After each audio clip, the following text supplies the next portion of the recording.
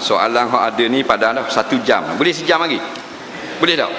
Jadi kita anggap kita nak mari 2 jam. Boleh sekurang-kurangnya 2 jam. Balik pun tak ada benda tak? Habis kuat tengok Gusti.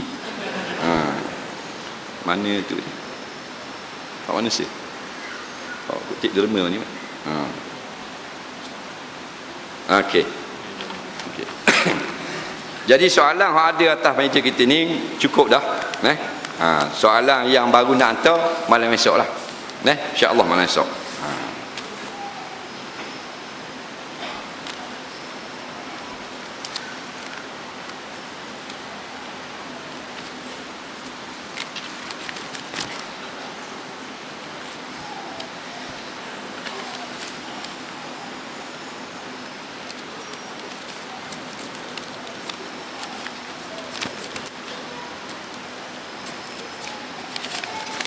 Baik.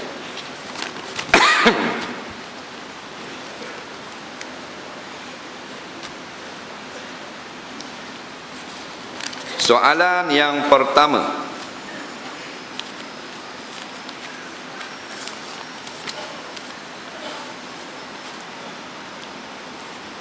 Saya nak tanya lah. Tak payah kata gitu, terus tanya. Nampak? Nah, sebab memang ni untuk pertanyaan. Jadi kadang-kadang saya nak tanya buang dakwah je. Terus tanya. Saya dengar lah ada orang cakap orang Islam yang berzina dengan orang kafir perlu disamok kemaluan ni sebelum mandi wajib. Kerana orang kafir makan benda haram.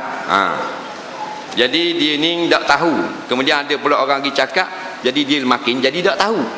Nah, jadi kawan dia bagi tahu orang Islam berzina dengan orang kafir, maka dia kalau mati mayat dia punya kemaluan kena samok. Pasal orang kafir makan benda haram. Jawabnya salah. Tidak ada seorang ulama yang kata macam ni. Kalau ada khilaf boleh tahan kira, tak ada. Orang kafir ni dia tubuh badan dia tidak najis. Kita bersalam dengan dia tak wajib basuh tangan. Faham? Orang kafir. Peluh dia pun tak najis. Walaqad karramna bani Adam, kata Allah dalam Quran. Ulama tafsir pun tafsirlah dengan panjang lebar. Sesungguhnya kami muliakan bani Adam. Di antara tafsirnya, bani Adam manusia ini tidak najis hidup dan matinya, termasuk orang yang bukan Islam. Nampak? Jadi susah. Orang kafir tidak najis. Yang najis akidah mereka. Innamal musyrikuna najasun. Hanya saja orang kafir itu najis, bukan badan. Akidah kepercayaan mereka sangat kotor.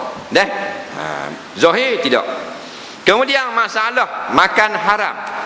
Makan haram ni contohnya lah yang segera kita faham, dia makan binatang najis mughallazah. Orang kafir makan babi umpama. Bila makan babi, tetap kita boleh bersalam dengan mereka. Kerana dia makan masuk dalam perut. Yang kata boleh salam orang kafir boleh sentuh bila tangan mereka tak ada najis. Kalau ada najis, tak usah tangan orang kafir, tangan ustaz kita lari yamah. Dah tangan ustaz ada tai kucing, najis tak kalau kita pegang? Najis juga. Jadi najis bukan sebab tangan si kafir itu, najis dengan sebab arak pada tangan, najis dengan sebab bekas khinzir pada tangan. Jadi ingat satu lagi pembetulan, masalah makan haram tidak ada kaitan dengan samuk. Ramai sangat ni salah faham. Basuh najis anjing, basuh bekas kecing, tapak kaki babi, tak ada kaitan sedikit pun dengan samuk. Samuk bab lain. Samuk ni masalah kulit yang najis. Kulit rimah mapuh, kita nak guna kulit nak buat jubah, jalan naik biskar petang-petang, naik biskar rimah ni tak besar mana, ada besar sikit pada kepala lori. Rimah tepuh di basikal mapuh rimah. Tak usah tanya lah apa mapuh. Nak ajar dia rimah ada agak dah PTTSB. Jadi mati rimah, kulit rimah, bila rimah tu mati, najis. Ekor dia, lendir dia, tulang dia, lemak dia, darah, semua najis.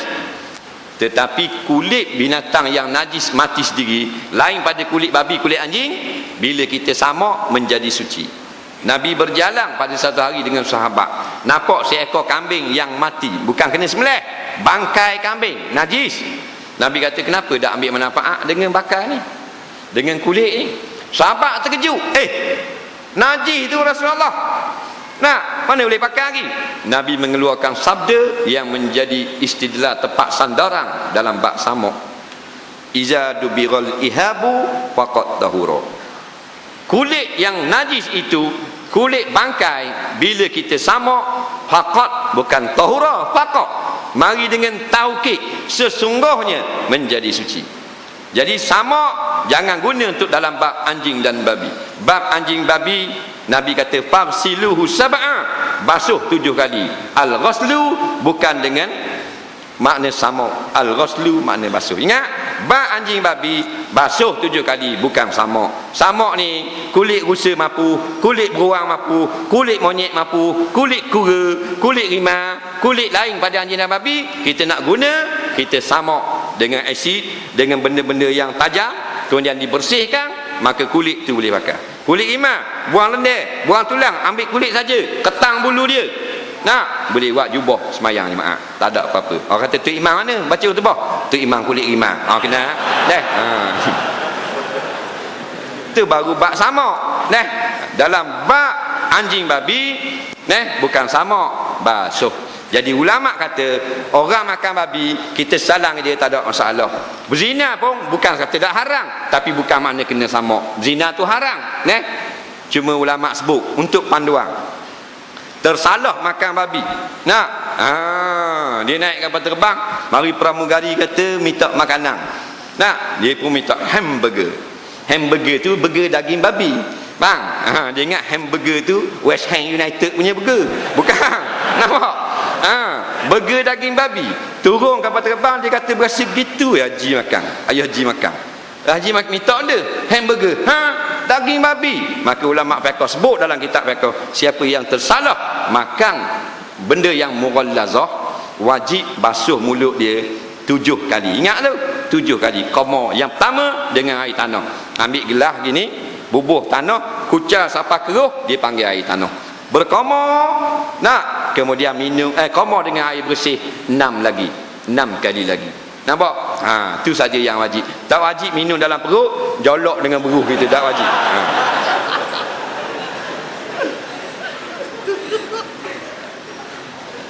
Soalan seterusnya, ada orang khabar saya, kita kena cari Allah.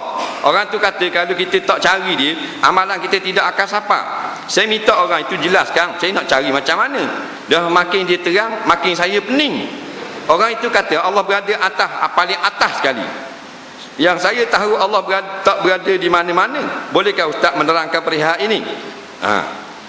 Kawan dia kata, mu kena cari Tuhan. Okey, boleh terima lagi. Nak, kerana Tuhan ciptakan kita. Nak, kerana Tuhan suruh kita kenal dia. Kenal, mencarilah, mencari ilmu untuk mengenal Allah. Allah nak suruh kita kenal, Allah turunkan para nabi, para rasul dan kitab. Maka kita, siapa kita? Nabi Muhammad SAW dan kitab Al-Quran. Mendalami Al-Quran, di sana menceritakan kita supaya kita kenal Allah. Dalam Quran kita tak kenal zat Allah, tapi kita kenal Allah dengan sifat-sifat Allah yang disebut dalam Quran. Maksud mencari Tuhan, mana kenallah Allah sebelum kita beribadat kepada dia. Kata Imam Ghazali, fa kaifa an ta'budu man la ta'rifu. Macam mana kamu sembah orang yang kamu tidak kenal? Jadi bukan maksud mencari gitu, mengembara ke rata dunia cari Tuhan, bukan gitu. Hak tu yang orang awam duk faham, tu salah. Maknanya kita belajar, kita baca Quran, kita dengar hadis. Tak pandai dengar kupasan ulasan daripada tok-tok guru, ustaz-ustaz kita. Sekarang ni lagi mudah, ulama himpunkan, dipanggil ilmu tauhid. Dengar ilmu tauhid, maka kita kenal Tuhan. Nampak? Kerana dalam ilmu tauhid dihimpunkan hadis-hadis dan ayat Quran tentang tauhid, tentang makrifat. Kemudian kawan dia kata Tuhan duduk mana? Atas sekali duduk. Atas lagi. Jadi Tuhan ni bukan duduk atas bawah. Laisa kamitslihi syai'un wa huwas samiul basir. Tak ada satu yang sama dengan Tuhan. Segala-galanya tak ada sesuatu yang sama. Kalau duduk di atas tu maknanya Sidratul Muntaha, atas pada langit yang 7. Tuhan bukan jenis gitu. Dah tu yang Nabi terima semayang 5 waktu masa malam Isra Mi'raj bukan naik jumpa Tuhan. Kan? Nabi naik pada tempat yang paling tinggi, bukan Tuhan duduk situ tengok Tuhan. Kan? Jangan faham gitu. Naik tempat yang tinggi, terima perintah Tuhan, tapi Tuhan tidak di mana-mana. Nampak? Jangan bila Nabi naik ke langit yang ketujuh, kita kata Tuhan duduk atas. Jangan, tak ada sebut pun Tuhan duduk di sana. Tuhan hanya memerintahkan Nabi ketika Nabi naik ke atas langit yang paling tinggi. Dah tu dia naik atas jumpa Tuhan. Tak mesti. Macam kita tubik luar jalan tu. Nak, mungkin mana mak? Aku pergi cakap dengan abangku. Hei, abangmu ada Mekah dah balik lagi. Ngaruk mu ni. Nak dah aku cakap dengan abangku. Cakap mana? Cakap telefon luar tu. Lah, khabar gitu. Abang duduk Mekah, dia cakap luar tu dengan abang dia. Cakap seorang ya pun duduk telefon. Nah, begitu juga Nabi. Nampak? Menerima wahyu, menerima kewajipan semayang atas pada langit yang ketujuh. Bukan Tuhan duduk kat Nabi. Allah tidak bertempat. Di mana saja, di situlah pengetahuan Allah. Di situlah kita duduk dalam rahmat Allah. Di situ kita duduk dalam perhatian Allah. Soalan seterusnya.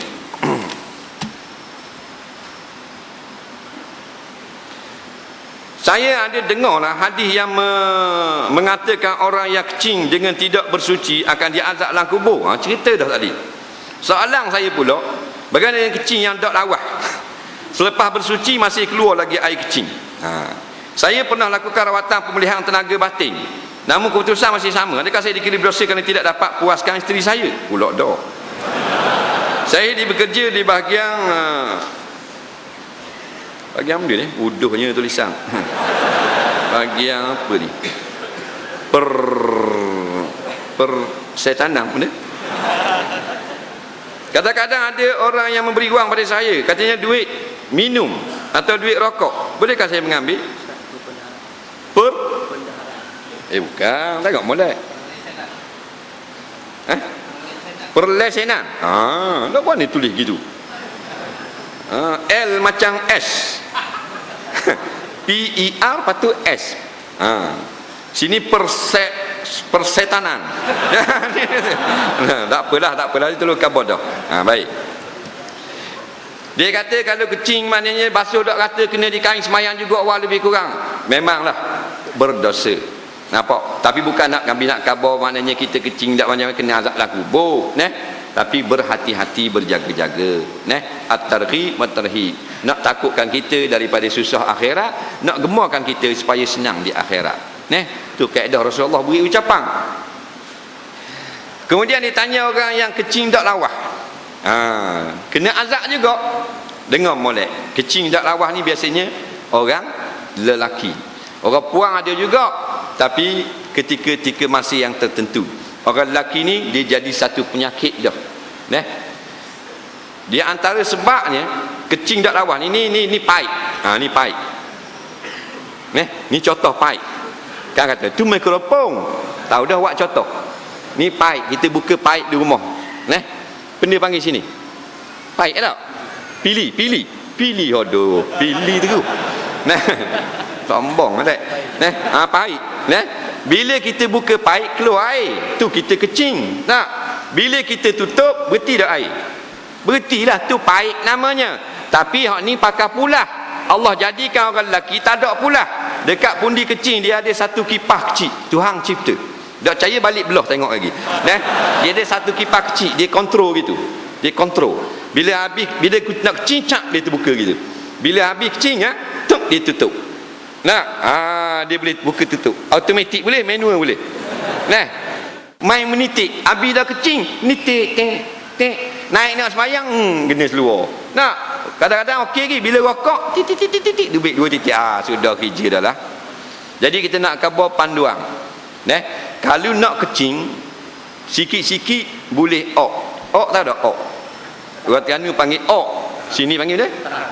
Tahan. Tahan. Boleh tahan. Tapi kalau nak kecing tu berat sangat, jangan tahan. Kecing, jangan kecing lah seluar, dia kecing selalu. Bila kita tahan sangat, kipas tu dia rosak. Nampak? Dia boleh jam.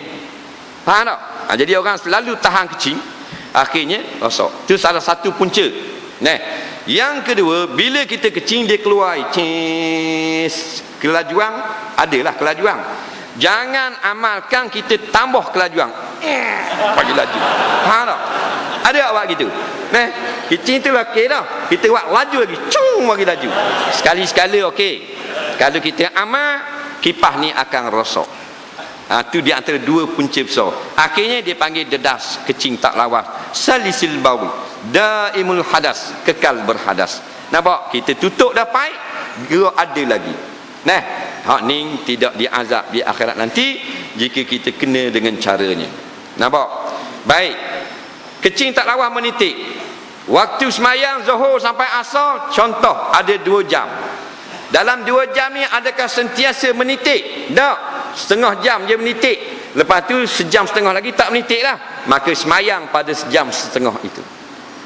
Yang kroniknya daimul hadas. Sepanjang 2 jam itu sentiasa keluar. Seminit setitik, seminit setitik. Hak ni tak boleh nak semayang langsung. Tidak ada ruang baginya.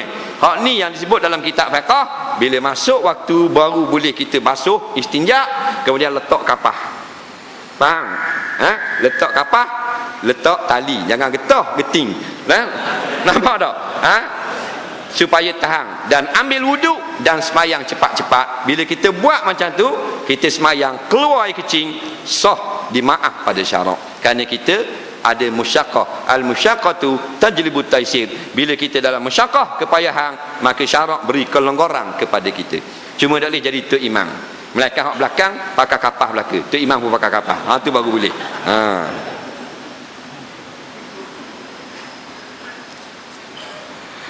Dia ni lemah tenaga batin, faham lah. Lemah tenaga batin, faham? Apa dia? Faham tak? Faham benda? Suka pula dah. Faham? Faham ke Johor? Faham tak? Kenapa lemah tenaga batin? Arab panggil unnah. Unnah. Bukan ma'unah. Tu lah ingat tu. Unnah ni maknanya pistol ada tak boleh tembak. Nampak? Penyakit. Jangan suka. Ni penyakit. Kena gemung balik awal. Tak boleh nak menjimak isteri. Unnah ada 2. Yang pertama boleh jimak tapi sekejap. 2 minit tidur. Faham? Hak unnah yang teruk tak bangun langsung. Dia bangun. Hak tu tak bangun. Jadi dia berobat, masih lagi belum lagi dapat jadi tak baik lagi. Adakah dia berdosa? Jawabnya tidak berdosa. Nampak? Bukan disengajakan. Ini penyakit yang diturunkan oleh Allah. Cuma orang perempuan dia boleh minta fasakh jika lelaki itu unnah, mati pucuk. Nampak? Dia boleh minta fasakh, tak ada masalah. Sebab hak dia. Suami dia tak boleh setubuh dia. Dia ada hak, dia boleh batalkan pernikahan. Jangan main masalah batin ni. Jangan buat gurau. Kereta boleh beli 18 buah. Hak tu tak boleh beli. Jadi pihak lelaki Nabi suruh berobat. Tadawau. Berobat. Jangan putus asa. Yakin dengan kebesaran Allah. Allah yang turunkan penyakit dan Allah turunkan obat. 2 je penyakit, tak ada obat. Yang pertama mati, yang kedua tua. Maka unnah ni ada obat juga. Banyak berdoa, minta dengan Allah Ta'ala dulu. Kerana Allah, minta. Bernazar, kalau aku hilang penyakit unnah aku ini, aku menazar nak sembelih 2 ekor lembu makan di Masjid Ar-Ridwan. Nazar gitu. Ni nazar biskut Mary nak hari sini. Biar besar gitu. Tanda kita bersungguh-sungguh minta pertolongan Allah. Iyyaka na'budu, aku sembahyang sembah mudah. Wa iyyaka nasta'in, dan aku hanya minta tolong kepadamu. Maka malam ni aku minta tolong. Berdoa sungguh-sungguh. Aku bernazar kalau mu sembuhkan penyakit batin aku ini, aku nak sembelih lembu 2 ekor, atau aku nak sedekah RM10,000 pada pondok ni, madrasah tu. Sebut nazar. Nampak? Kemudian berobat. Yasin dia antara bacaan yang paling unggul. Tiup dibaca Yasin sampai tamat. Imam Qurtubi kata niat penyakit kita tu dan tiup pada air Yasin, buat minum. Nampak? Berobat. Minta dengan Allah dulu. Ni tak minta hospital dulu, klinik dulu. 8 tahun dah berobat tak jadi, balik ke Tuhan, mai ajak. Jadi Allah tu kediang sekali. Jangan putus asa. Dia ni kerja bagian lesen, lepas tu ada orang beri duit ke dia, hadiah duit kopi ke panggil. Boleh makan ke tak? Jawabnya, adakah orang tu dia berhajat kepada lesen? Tak, dia beri duit kopi kita tu dia hal lain, tak ada pernah kait dengan hal lesen. Nampak? Maka kalau gitu halal. Yang tak bolehnya kita bagian pelesenan, bagian projek, bagian tenda, dia beri kita upah apa-apa.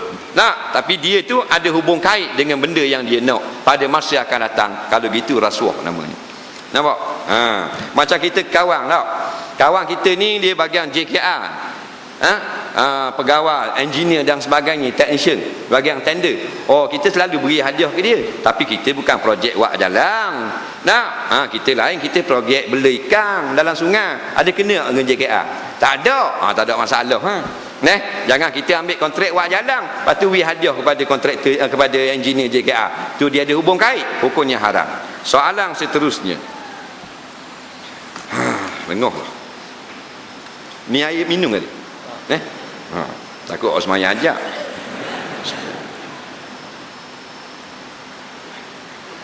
Alhamdulillah. 15 minit lagi. Apakah hukum kerja di bank konvensional? Ni kita jawab ni bukan hak kita, hak ulama jawab. Tahun 65 ulama-ulama bunuk bab perbankan ni berhimpun di Kairah. Tahun 65. Kemudian berhimpun sekali lagi pada tahun 1985 di Kuwait, dan sekali lagi tahun 1989 di Kuwait juga. Puluhan ulama yang berkait dengan bunuk, dengan bank, dengan masalah kewangan ini. Mereka pun buat beberapa fatwa-fatwa, resolusi baru. Kalau kerja tu bahagian yang kita memang terlibat secara langsung dengan riba, hukumnya haram. Kalau tak terlibat secara langsung dengan riba, maka tidak haram. Nampak? Soalan seterusnya. Bilakah waktu yang sesuai nak ganti solat fardu yang telah lama kita tinggalkan? Jawabnya sebarang waktu. Sebab bayar hutang dia tak kira waktu sesuai. Tapi kalau kita nak berhutang, baru ada waktu yang sesuai. Kita nak berhutang kawan kita, nak pinjam 50,000. Kita pergi 12 malam, boleh tak?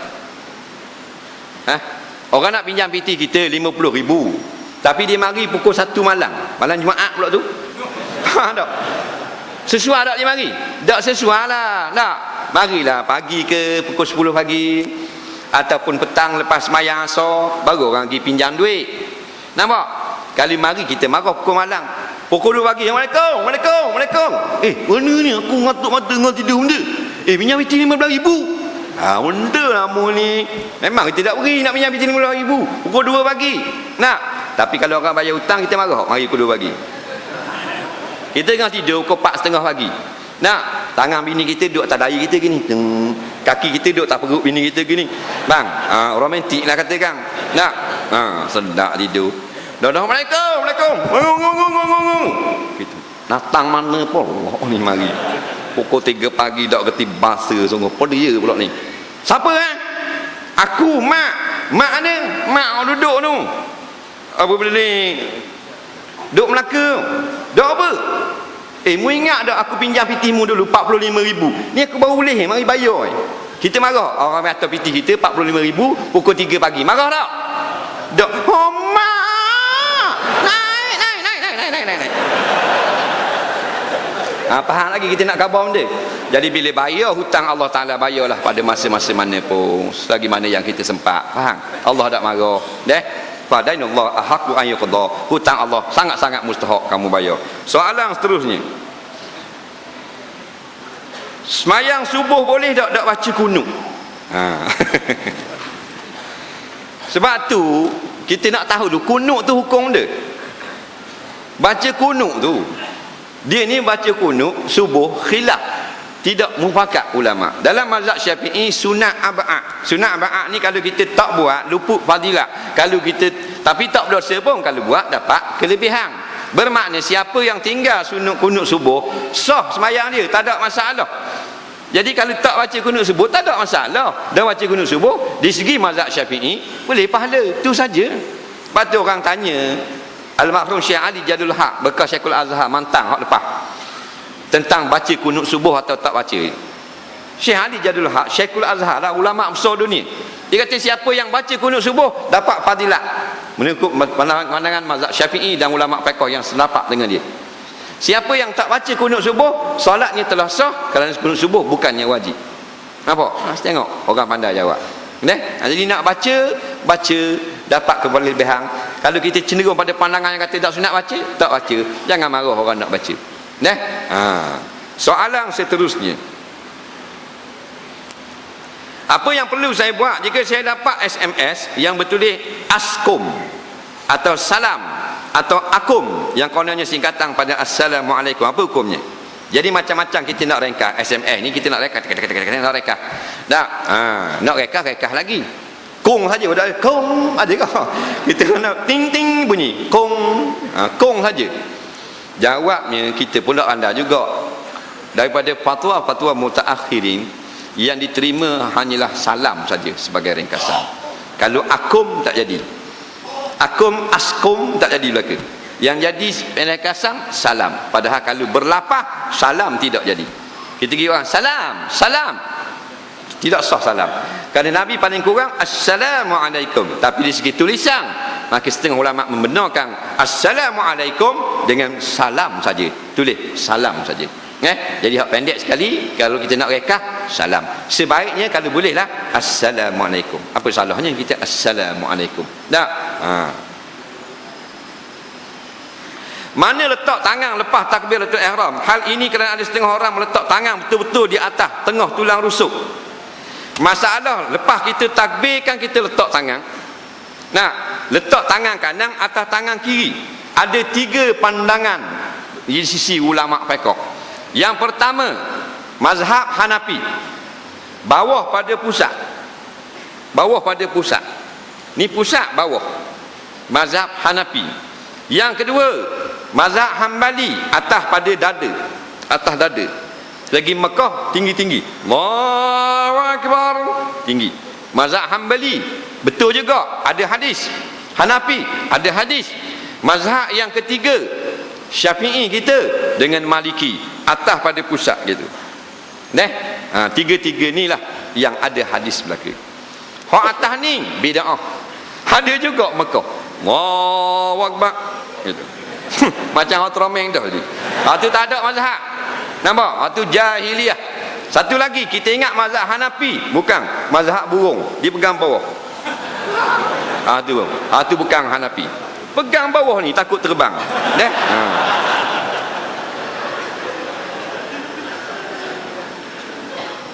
Tengah-tengah, tangan kanan atau tangan kiri. Dah tu yang ke kiri sedikit, setengah-setengah kitab Jawi, tu tak ada nas.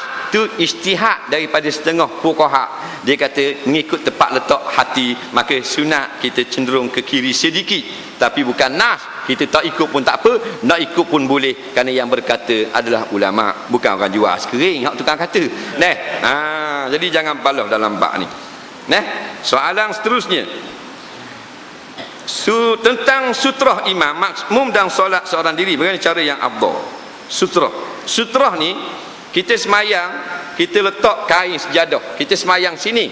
Kalau kosong ini dipanggil tak ada sutrah. Bila kita letak sejadah, kita semayang menghadap sini, ni kain ni sebagai perenggang sejadah ni, dia panggil sutrah dalam kitab fiqh. Sutrah ni bila kita semayang haram orang litas ke atas ni. Tapi kalau kita tak letak sutrah, kosong aja, tak haram orang litas ke depan. Sutrah ni boleh dengan sejadah, boleh dengan tika, boleh dengan jalur-jalur garis yang ada dalam masjid kita ni. Cukup mudah, sutrah kok dipanggil. Nabi pernah letak pelana unta depan, kerana tak ada sejadah, letak pelana unta. Jadi bawah pada pelana tak boleh, ke atas boleh lalu. Kalau saya kata jalan kaki, congek unta pun boleh ke depan tu. Tu sutrah. Jadi kalau kita sekarang tiga hasta daripada imam kepada makmum, daripada makmum kepada belakang makmum yang kedua. Jadi sekarang kita tak guna sejadah, kita guna jalur-jalur, juga dikira sutrah. Ingat jangan litah di depan orang yang ada sutrah. Melainkan di semayang depan pintu, orang nak masuk tak boleh, di semayang depan tu, maka ulama kata tak haram litah, kerana dia yang salah semayang depan pintu. Nampak? Sehingga Nabi kata kalau kita letak sejadah ada orang lalu lagi, tolak dia. Nampak? Suruh tolak. Tengah semayang orang nak litah, tahan gini. Dia nak litah sekali lagi, tolak lebih kuat. Kita lepas orang tengah semayang lalu litah. Dia habis salam semayang jemaah, dia nak balik, dia pergi lalu ke depan orang semayang. Patut lalu ke depan orang wirid. Orang wirid tak haram dah boleh lalu. Tak, dia pergi lalu depan orang semayang, hukumnya haram, berdosa, tak boleh. Tolak siapa rebah tak apa. Buka dalam kitab Qisas. Qisas ni bayar balik ganti rugi tak, bayar diat. Diat ni kalau kita patahkan tangan orang kena bayar berapa ribu, patahkan gigi orang kena 1,500 umpama. Tapi kalau kita tolak orang yang nak lintas kita depan semayang, kita semayang, kita tolak, patah kaki, tak bayar seseng. Kerana kita tolak perintah Rasulullah, tak kena diat. Faham? Sebab apa? Bila kita hang nak lalu lagi, fa innahu syaitan, kerana orang ni telah menjadi syaitan. Nampak? Siapa tolak gitu, biar rebah, biar reti. Orang tengah semayang boleh litah, mana boleh bah. Nak? Tapi nak tolak, biar orang tu kecil dari kita. Jangan besar dari kita, dia tunggu belakang tu balik awal. Nak? Kita dia, mu main sini, main sini. Mu tolak aku dia. Boleh tak tayak masjid buat lepas subuh atau lepas asar? Contohnya masuk maghrib pukul 7.30 malam, sampai di masjid pukul 7 malam. Jadi bolehkah disolat sunat? Adakah solat yang diqada saja dibolehkan? Solat tayak masjid bila-bila masa boleh. Bila-bila masa. Kita semayang dah pada asar, lepas tu tak ada solat sunat, kita balik rumah. Balik rumah kita teringat pula tertinggal kita punya beg, cermin mata, kunci di masjid. Bila kita masuk balik ke masjid, sunat tayak masjid. Nampak? Lepas subuh pun gitu juga. Apakah hukum makmum membaca Fatihah di belakang imam? Hukumnya wajib. Inilah pandangan jumhur ulama, Syafi'i, Maliki, Hambali. Ni imam mujtahid. Kerana berdalilkan hadis la salata liman la yaqra bi Fatihatil kitab. Tiada solat bagi mereka yang tak membaca Fatihah. Sama ada dia makmum atau menjadi imam. Mesti membaca Fatihah di dalam semayang, setiap rakaat. Apakah hukum makmum baca Fatihah masa imam membaca, menyaringkan bacaannya? Hukumnya wajib baca Fatihah. Wajib. Yang tak bolehnya makmum membaca Fatihah kuat macam tu imam, melawani bacaan tu imam. Imam baca surah, kita baca Fatihah. Kerana baca Fatihah adalah rukun semayang. Nampak?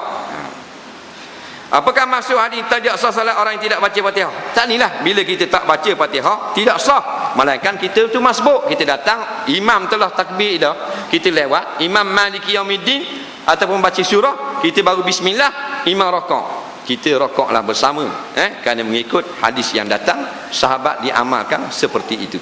Soalan seterusnya, 3 keping lagi. 4 keping lagi.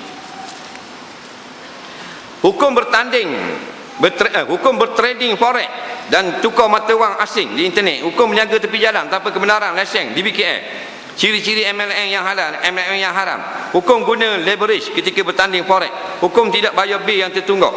Hukum kerja hotel sebagai banquet yang terlibat bawa arak dan gelas arak. Hukum makan hotel atau tempat lain yang kita tak pasti, cuma ada makanan yang dimasak campur arak seperti wine. Baik, banyak dia tanya. Tak boleh tanya kok, tanya sungguh. Kita ni bila jual mata wang, dia ada riba kalau kita tak kena cara. Faham? Kerana dia sama dengan hukum jual mah dengan mah. Kalau kita jual mah 1 kilo, dia bagi mah kita 1 kilo. Syaratnya dia mesti sama timbangan. Syaratnya lagi dia mesti tunai, ada qada, tidak boleh hutang. Maka kalau kita nak beli forex ni, forex nak beli mata wang asing. Sekarang mata wang Amerika katakan turun, kita banyak pitih, kita beli kerana lagi mahal wang Amerika, kita jual balik. Katakan sekarang kita beli $1 RM3, contoh kita beli 1 juta. Nah, nanti kalau wang tu naik RM4, kita akan dapat untung 1 juta. Nampak? Atas satu beliang. Kalau gitulah kita beli tunai gitu, hukumnya harus pada syarak. Hukumnya harus. Yang haram ni jual beli tidak ada tunai, di atas kertas semata-mata, dan tidak ada pun barang tu sapa kepada kita, sekalipun tak sapa tangan, tak masuk pun wang tu dipindahkan ke dalam kita punya akaun. Nampak? Kalau gitulah haram. Hak banyaknya forex adalah haram. Nampak tak? Hak banyakkannya adalah haram. Bukan kata tak boleh meniaga, tapi biar kena dengan cara dia. Biar ada jual beli sungguh. Biar ada, jangan pakai kertas saja. Maka duk cari keuntungan semata-mata. Biar ada qabak, biar ada terima, walaupun kita tak terima tangan cash. Kita beli 1 juta wang mereka, bukan mesti kita pegang 1 juta. 1 juta tu telah dipindah masuk dalam akaun kita, dan bila mahal kita jual balik, kalau gitu halal lah. Tapi kalau tidak ada berlaku begitu, atas kertas belaka, ini adalah haram. Ambil keuntungan semata-mata di atas angin yang sebenarnya modal atas duit yang dipakai tidak pada kita, pada orang yang meniaga dengan kita saja. Soalan seterusnya, dia jual tepi jalan, tak bayar lesen, jual tepi jalan. Nak tak minta kebenaran? Jawabnya, tengok dulu. Dalam bab dunia, dia ra'i juga. Dia jual tepi jalan tu, memberi mudarat kepada orang lain. Tak beri mudarat, maka halal pada syarak. Walaupun di BKL tak lulus lesen. Mudarat korang, tak ada mudarat. Tapi kalau orang jadi jam, jadi aksiden, berhenti nak beli jagung ni, lekung belanggar orang. Tak, itu tak boleh, kerana mudarat ditolak dalam Islam. Nampak? Macam melanggar hukum lampu isyarat. Orang semua berhenti, merah, dia pergi jalan. Bila jalan, orang lain break ke dia, aksiden orang lain, maka langgar lampu merah pada ketika itu haram, akan berdosa di akhirat nanti. Tapi dia langgar lampu merah pukul 4 lagi, dia sampai dalam kampung tepi kubur pula tu. Takkan nak tunggu merah. Atas kubur tu 2 ekor ada laswi, tengok duduk. Dia pun takut jalan, tak berdosa. Kerana bila dia langgar lampu merah, ada tak orang lain jadi mudarat? Ada tak? Tak ada. Orang lain terapik tidur tadi, atu pun tidur, takkan nak tunggu lagi. Maka situ langgar hukum manusia, tidak mudarat pada orang lain, tidak berdosa sisi Allah. Nampak? Soalan seterusnya, dia tak bayar bil yang tertunggak. Baik, katakan air, kerajaan buat air, menyediakan air, nak paip air, fardu kifayah, kerja yang mulia sisi syarak. Harta kita bayar tu sebenarnya milik rakyat. Jadi sebab tu ulama fatwa haram kalau kita tipu bil air dan sebagainya. Tak boleh tipu. Nampak? Dia tertunggak, dia tak bayar lagi kerana dia tak ada duit. Hukumnya dimaaf pada syarak. Sengaja tak mau bayar padahal itu adalah wang rakyat, maka haram di sisi syarak. Hukum kerja di bar. Kerja di bar ni akad arak, idang arak lah. Kerja dekat bankuet, hukumnya haram, tak boleh. Arak ni 10 golongan, kena laknat. Tukang minum arak, kena laknat. Nampak? Tukang serve arak, kerja atas kapal terbang, kerja di bar, kerja di lounge, kerja di disco, tukang akad arak, kena laknat dia akhirat nanti. Dia tak angkat, dia manager, tukang order, kena laknat juga. Dia bukan manager, dia dapat bank arak je, dia ambil Singapura, buat masuk sini, haram juga. Dia tak boleh bank, dia kerja pam minyak, dia tolong isi minyak, kerana lori arak nak hantar arak ke Ipoh, haram juga tolong isi minyak. Kerana Tuhan kata wala ta'awanu 'alal ismi. Faham tak? Jangan tolong perkara dosa. Kita kerja pam minyak, dia mari lori arak, sendiri isi. Sendiri isi. Faham? Itu baru orang beriman. Nampak? Allah nombor 1, orang lain nombor 10. Cara dia, kita kerja kedai tayar, tukar tayar bank arak, haram, berdosa. Dah boleh? Tengok bank ni tak ada tayar, tak ada saiz ni. Tak sungguh, tolong khabar. Mu susah akhirat lagi, kena katok dalam kubur. Ni pergi tukar tayar, dengan sebab kita pergi tukar tayar, kita tampung tiup dia, tukar tiup dia, dia boleh teruskan perjalanan buat dosa. Nampak? Kita berkongsi saham. Sebanyak mana orang minum arak dalam lori tu, kita tukar tayar, kita dapat dosa di akhirat nanti. Tak percaya, tunggu mati lagi. Makan di hotel kita tak pasti halal kedok, halal kedok, halal kedok. Halal kedok, halal kedok ni nak tengok tepat. Goleknya negeri tu negeri orang Islam dan banyak halal daripada haram, harus makan. Goleknya negeri tu banyak haram daripada halal, haram makan. Gitu kaedah. Saya ada dengar CD berkenaan bulu kucing. Ustaz kata kalau bulu kucing cabut dah, lekat di kain, kita masa semayang batal solat. Guna pula kalau masa kita tengah qiyam, kucing tu main kat kaki, lepas tu kucing tu lari, kemudian tercabut lekat bulu dia pada kain solat, batal ke solat kita? Lepas tu ustaz ada khabar bulu kucing najis, dimaafkan. Pening dah saya ni.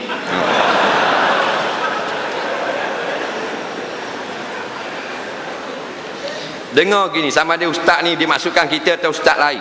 Kita jawab ni pendapat kulasah daripada pandangan fuqaha mazhab Syafi'i. Daripada fatwa-fatwa kitab fatwa mazhab Syafi'i. Bulu kucing duduk di tubuh dia hukumnya suci. Melainkan anjing dan babi saja masih hidup duduk di tubuh najis. Tapi bulu kucing yang tercabut, bila tercabut daripada tuang kucing, kucing hidup lagi, bulu cabut, bulu tu adalah najis, tetapi najis yang dimaafkan.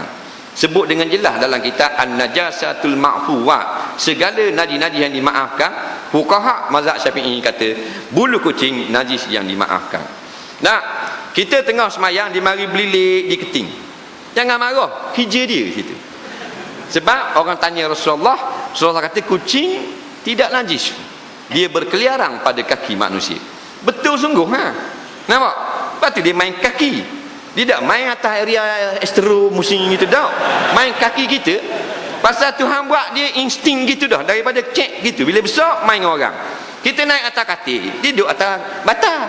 Kita tengok TV, lepas duduk atas TV. Kita naik atas sofa, dia naik duduk atas sofa. Kucing, kita masuk dalam kain selimut, dia masuk dalam kain kita.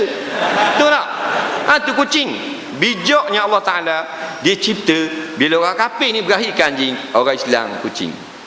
Nampak? Binatang yang sesuai dengan manusia. Allah ni alimun hakim, dia buat kucing. Nah, apa kata kalau Allah jadikan hak main dengan kita dalam rumah, badak sumbu, nyanyi kita. Nah, badak sumbu, kita pergi dapur dia pun mari. Rabak habis kabinet kita. Nah, kita naik atas katil, dia pun naik atas tekak kita. KO kita. Nah, ini kita tayak awal, dia mari duduk atas kita. Nah, tidak batas semayang. Kita nak bangun, kita akak letak bawah. Allahu Akbar. Nabi nak semayang asar, nak ambil serban, tengok kucing tidur atas serban Nabi. Kalau Nabi tarik serban, kucing jaga, ganggu kucing tidur. Nabi semayang tak pakai serban, takut ganggu kucing tidur. Tengok nah, kita kucing sepak lah apa. Nampak? Kucing tengah semayang, kucing main kaki, buat gitu. Tengah semayang, batal terus semayang. Kucing nak test kita batal ke tak? Nah, jadi kita semayang, dia mari duduk tariba, lekat bulu di badan kita, kita sujud, dia main naik atas kepala, lekat bulu di piah, tidak batal, kerana ulama sebut najis tetapi dimaafkan. Soalan seterusnya,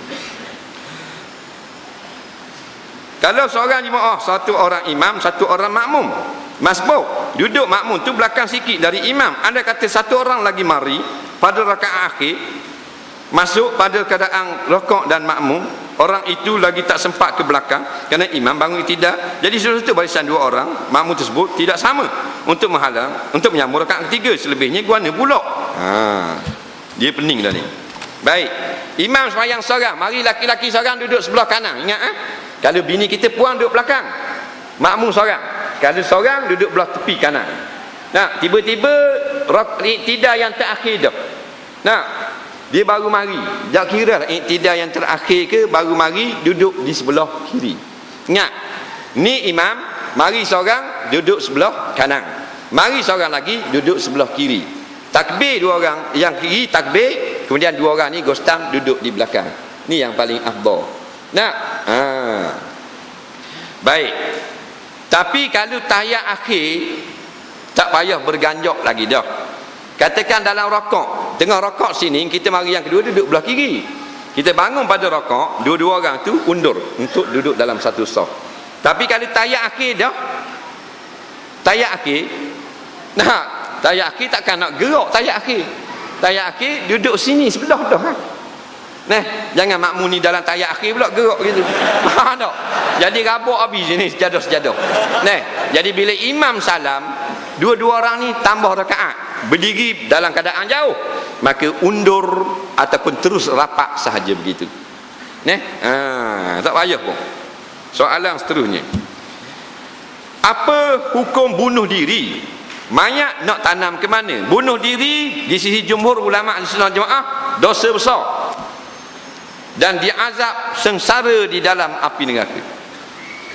Pandangan yang paling ramai kalangan ulama, orang yang bunuh diri tidak kafir. Dia adalah mayat yang derhaka kepada Allah. Nampak? Disebut dalam hadis kalau dia bunuh diri dengan tali gantung, dalam neraka dia akan gantung selama-lamanya sekadar dia diseksa dalam neraka. Kalau dia jenis makan racun, dia telan racun dalam neraka. Dia ulang-ulang. Kalau dia tikam dada dengan pisau berulang-ulang beribu tahun, barulah dia ampun dosanya, masuk syurga.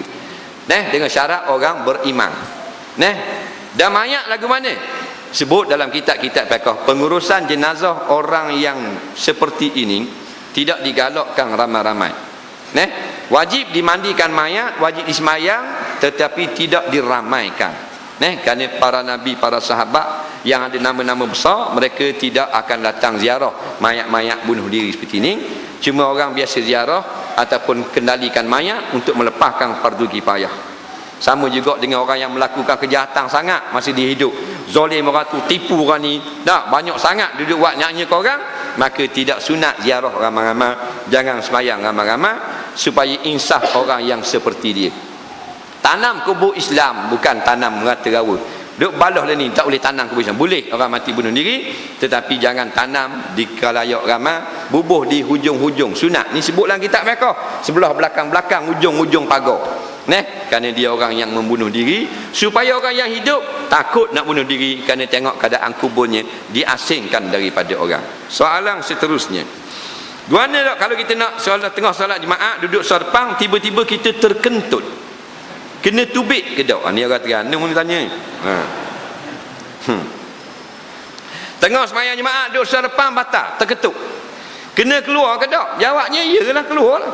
Keluar pergi ambil wuduk, sambung sembahyang semula. Tak dapat, tak apalah, sembahyang qada yang dapat. Cuma ulama sebut kalau tidak ada ruang dah, maka tak boleh nak keluar lah kita. Duduklah kita situ. Lagi ada ruang, nak keluar. Caranya setengah ulama kata, kita paling ke belakang, kita buat tangan gini. Faham? Isyarat. Orang yang bila tengok makmum tunjuk tangan gini, sunat buka. Faham? Supaya dia boleh lalu. Tu cara dia, sunat buka. Jadi kita paling nak pergi kau ni tak boleh rapat seming dah, rapat dinding dah, nak keluar pusing belakang, buat gini. Ingat kalau orang buat gini, buka gini. Dari kira orang gini, kita pun aku tolong kabar, takut bodoh lah dia kira.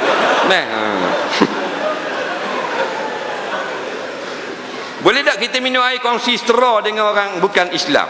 Atas dasar benda yang kata tak boleh. Atas dasar najis, tidak najis. Tapi atas dasar kasih mesra, tak boleh lah. Dalam sebut Quran, kalau kita ni hanya boleh berkawan dengan orang kafir, tapi tak boleh berkasih sayang. Nampak? Kalau satu air, satu gelas, dua straw ni berkasih sayang. Kita minum dengan bini kita balik kat gigi, kedai mamak kat gigi, ada tak buat satu gelas, dua straw? Bermakna kita kasih bini ke kasih orang kafir? Kasih orang kafir, jadi melampau batas lah tu. Boleh dia minum gelas ni, kita minum gelas kita. Jangan siapa berkasih sayang, untuk berkawang sahaja. Nampak? Dia gitu, berkawang sahaja. Baru kahwin memang orang minum gitu, betul tak? Masa kasih gitu. Baru kahwin kan? Baru kahwin, minum air satu gelas, dua straw. Ni cakap tak kena, ni cakap tak kena. Bini kita serok, tengok mata dia. Faham tak? Kena tak imang, betul tak? Tak imang, kita tahu tak imang. Biasalah, tapi bila lama buat gitu. Dok lah tak? Apa tak buat? Patut buat gitu lagi sampai bila-bila. Buat gitu. Balik lagi, start selalu malam ni. Minum dengan bini, dua gelas, satu straw.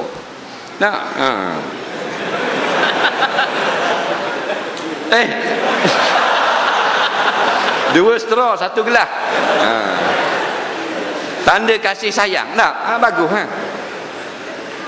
Allah. Tapi dah kita manusia je, gitulah fitrah. Bila lama kau tak suka lah. Tapi biasanya orang puan lah, orang lelaki ni biasa dia sayang bini sampai bila-bila. Orang puan lah, dia sayang sekejap je. Sungguh dia marah kita tau. Bila dia marah kita, kita kata gini tak jadi apa, kata sabarlah begini-begini, dia bunyi. Kalau kita masa tu dia nak marah kita, kita ambil duit 10,000 kita beri dia, dia senyum. Dia jawab, senyum. 10,000 ikat dengan kita. Yang 10,000. Nampak? Itu obat dia, orang puang. Dia pun senyum, abang. Dia sayang kita ke dia sayang duit? Dia jawab. Ha? Sayang duit lah. Kalau dia sayang kita, kita malik tu dia panggil dah abang. Abang sayang. Pasal dia sayang kita. Ni bila kita kata gini tak jadi apa. Kata gini tak apa. Dah buat keluar duit. Baru baik. Mana dia sayang piti. Kita bagi dia bulan-bulan kan 1,000 kan. Dia cium piti. Cium. Dia tak cium tangan kita. Cium piti. Duit dia cium. Patut cium suami dia piti. Nak? Jadi orang kafir kita boleh berkawan, tak boleh siapa yawadu, siapa berkasih sayang, haram, tak boleh. Kalau siapa satu gelas 2 straw dipanggil berkasih sayang. Saya ada seorang kawan perempuan yang kematian suaminya akibat jatuh ke laut. Mayat suaminya tak jumpa-jumpa. Polis sudah mengesahkan suami telah meninggal dunia. Sekarang sudah 5 tahun suami dia meninggal dunia. Sekarang kawan saya itu ada seorang pakwa. Pula dah. Dan ingin berkahwin. Masalahnya sekarang Jabatan Agama Islam tak benar kawan perempuan itu kahwin dengan alasan takut-takut suami kembali semula lepas beberapa tahun. Bagaimana caranya untuk menyelesaikan masalah ini di dalam Islam? Baik. Memanglah benar, tidak ada hak yang tertentu mesti ditetapkan supaya nak mengesahkan seseorang itu mati. Dia jatuh di laut tak balik. Nampak? Tak balik. Jadi tak tahu mati ke tidak, memang tak boleh kahwin dengan orang lain. Tetapi sepatutnya kita kena lihat pula kebajikan isteri ini. Dah sampai bertahun-tahun, patut keluarkan satu resolusi, satu keputusan bahawasanya telah mati pada adat. Patut buatlah 3 tahun ke atau 2 tahun tak balik, diisytiharkan mati. Bila dia kembali semula, maka hukumnya sah bersama suami yang asal dan terbatal pernikahan dengan suami yang kedua. Ini yang diamalkan oleh ulama-ulama di zaman dulu. Suami mati, hilang, tak tahu mati ke tak. Suami hilang, tak tahu mati ke tak. Dia orang sampai berpuluh-puluh tahun tak boleh kahwin. Tapi kalau suami bini hilang di laut, beres. Faham tak? Gua ni, tak imam. Bini hilang di laut, beres. Tunggu tak? Tak tunggu dah. Dah seminggu nikah dah, tak imam. Jadi orang puang, kebajikannya dilihat oleh ulama-ulama. Kalau begini, kesian kau orang puang. Maka dibuat ketetapan 2 tahun atau 3 tahun. Bila tak balik juga, maka sah berkahwin dengan suami yang lain. Nampak? Soalan terakhir. Mana dia? Suami saya bila menegur saya garang sangat. Walaupun saya melakukan kesalahan-kesalahan, tetapi saya tak suka cara suami saya menegur saya. Terlampau garang, menjerkah, menjerkoh, menengking saya. Ustaz, tolong beritahu cara yang betul untuk menegur isteri, kerana suami saya ada pada malam ini.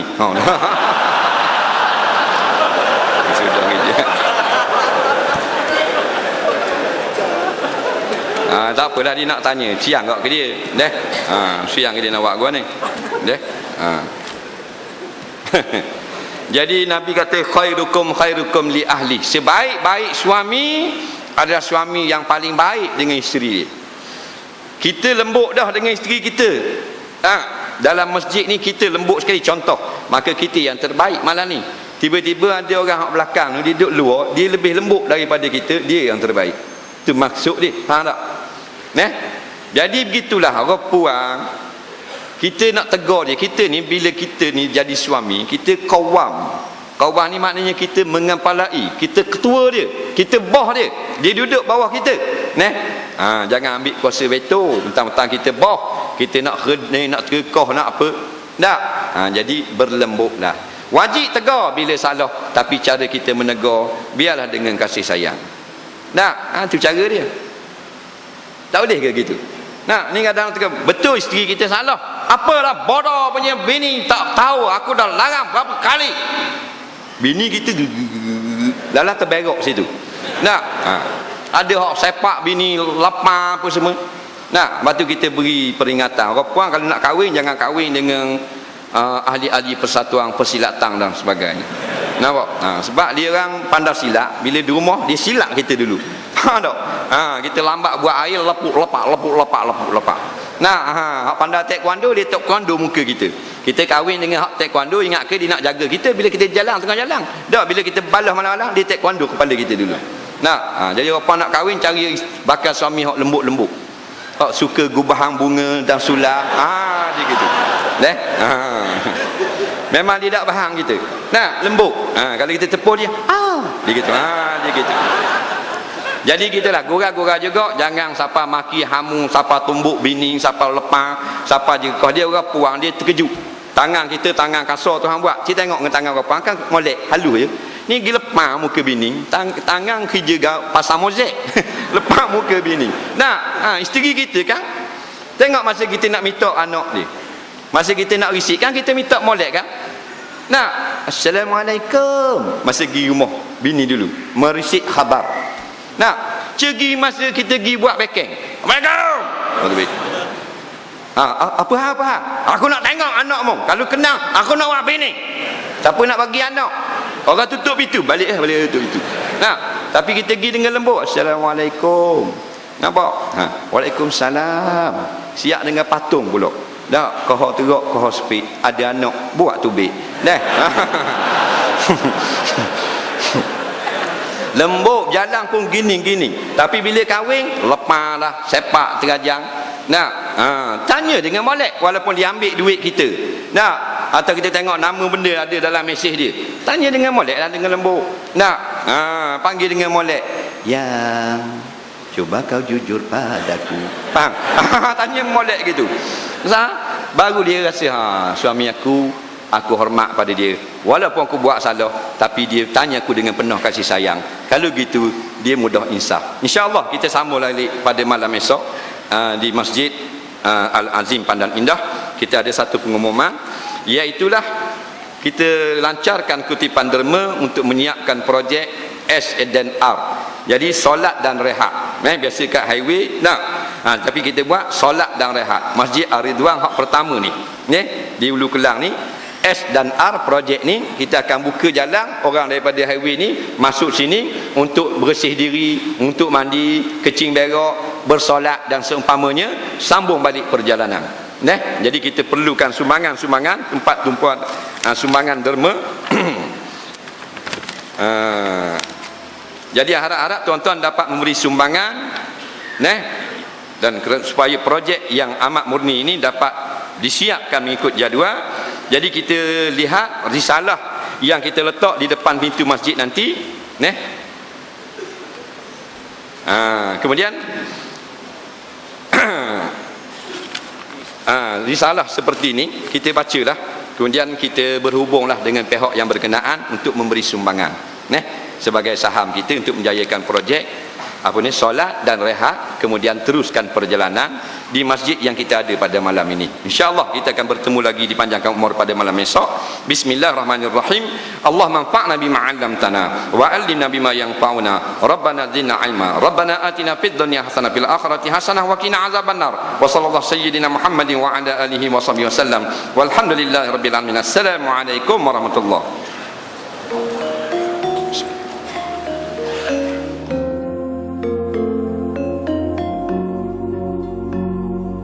Mana milik kita, tidak ada milik kita.